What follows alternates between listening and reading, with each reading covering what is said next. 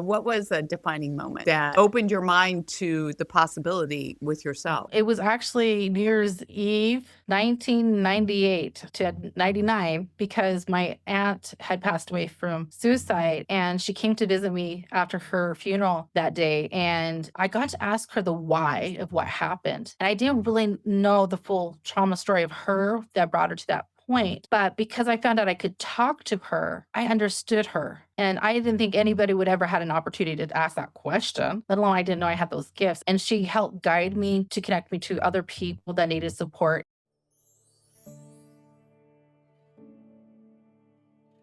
Supportive healing isn't about fixing what's broken, but remembering who you are beneath the story you've been telling yourself. Today, I'm joined by Danniel Worthen Cullumber, who's a holistic trauma therapist, a psychic, and founder of Wellness.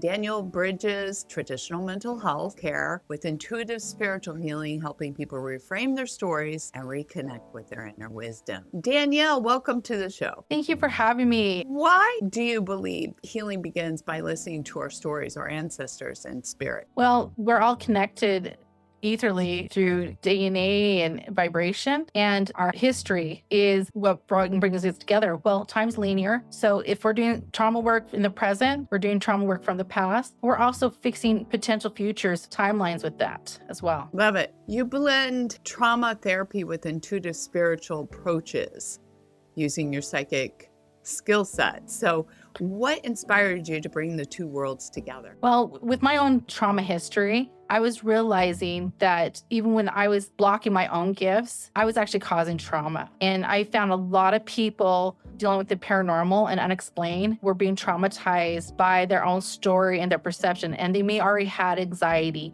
may already had depression, they may have already had PTSD. And when you're dealing with spirits who also had that when they crossed over, they were putting on us as well. So we were just constantly being flushed with trauma and our nervous system was being overly activated. So I was like, I got to figure out how to help myself. And by doing so, I found the answers work with other people as well. What was a defining moment that opened your mind to the possibility with yourself? It was actually New Year's Eve, 1998 to 99, because my aunt had passed away from suicide and she came to visit me after her funeral that day. And I got to ask her the why of what happened. And I didn't really know the full trauma story of her that brought her to that point. But because I found out I could talk to her, I understood her. And I didn't think anybody would ever had an opportunity to ask that question, let alone I didn't know I had those gifts. And she helped guide me to connect me to other people that needed support. And I started seeing these patterns. And then I started asking, why are we experiencing this? Once I asked the question, I started getting these answers. And so it's like I started bridging this gap of healing through my intuitive gifts as well as my education to broker that, because we don't always go with a holistic and we also don't always go with the medical model because they're always clashing. It's like either one way or the other. I'm like, why can't we have it fused together? Mm-hmm. How does narrative therapy help people rewrite their inner story after trauma? Well, we always have a perception of our reality through trauma or even good experiences. But as we know, words are like spells. And when we say them out loud, they become that reality. So by doing the narrative therapy, we can actually learn to reframe how we experience the story or perception of what's happened, especially in our healing. We sometimes can get locked in a cycle of looping actually of that story and not heal, and that we become that identity. But through narrative therapy, we're also pulling in the wisdom from our ancestors because that's their stories. And if we can incorporate how to infuse those words and those vibrations, we're actually going to start healing ourselves and changing our lens, how we show up for ourselves,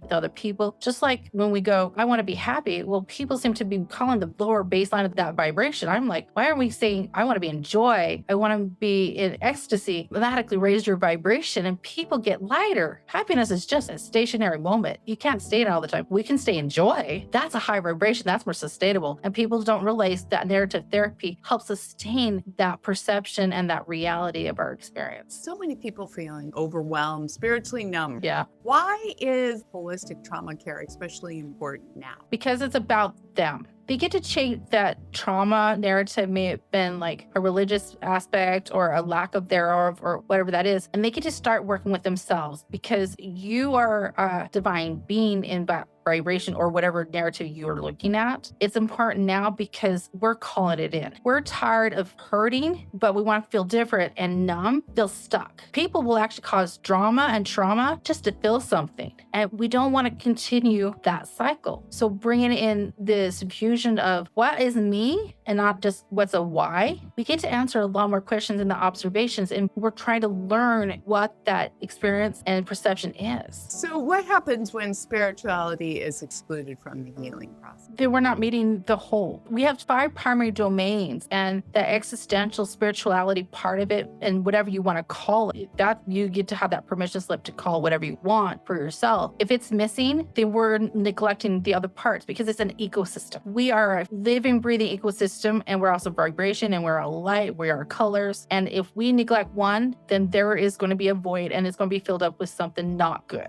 Amen. Because that hole will be filled up with whatever that is, good or bad. So we can bring that in, that piece intuitively and reverently or gently, whatever that person is aligning to, that's going to make them feel more empowered and more aligned to what they need to be and what they're walking into or journeying with or carrying with. Mind, body, spirit. Exactly. All right. If we've got somebody out there who's listening right now, what's a mindful practice they can connect with their inner wisdom? The first thing is learn to do the observation. Because when we observe how we respond to things, we're going to start seeing messages, know how we respond to stimuli, both good and bad. And by the observation, that helps take out the judgment, because observation is just get information. And then once we have that information, we can actually take that narrative, that talk, that perception, and change it to a lens that actually make more sense to us than what we got locked into that or been looping with. So when you do an observation, go, oh, my body responds to this, learn how it communicates, and then take a deep breath, because then it pulls our oxygen, it starts regulating our heart rate, and pulls us back in our executive function, the boss brain, and takes us out of our fight, flight, or freeze. And we also feel safe. And then we feel that we have power. How do you think people can listen without judgment? Well, the first thing is go, what am I seeing? What am I hearing? What am I tasting? What am I smelling? Because those are facts in the observation. And just doing those, you're not having a judgment. It's your perception of that reality in that moment. And they go, okay. And then you ask the question, what does that mean? Mm-hmm. And when we ask that question, then you get an answer. But the problem with judgment is we're already locked into a program perception, may have been learned behavior as children, in utero,